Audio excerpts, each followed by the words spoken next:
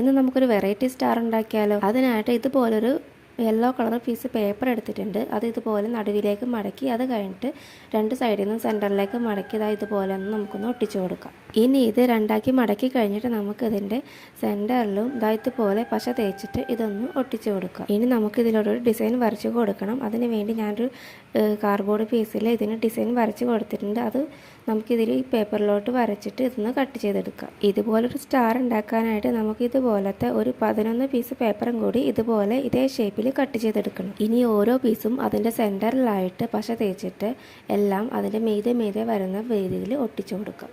ഈ ഒരു സ്റ്റാറിൻ്റെ ഉള്ളിൽ നമുക്ക് ബൾബൊന്നും ഇടാൻ പറ്റില്ല. അതിന് പകരം ഒരു ബൾബിൻ്റെ ഫ്രണ്ടിലായിട്ട് ഈ സ്റ്റാർ തൂക്കിയാൽ കാണാൻ നല്ല ഭംഗിയുണ്ടാവും. ഇനി ഈ സ്റ്റാറിൻ്റെ ബാക്കിലായിട്ട് നമുക്കൊരു ചരട് കൂടി പശ തേച്ചൊന്ന് ഒട്ടിച്ചു കൊടുക്കാം. ഇതിൻ്റെ ഫുൾ വീഡിയോ നമ്മുടെ ചാനലിൽ അപ്ലോഡ് ആക്കിയിട്ടുണ്ട്.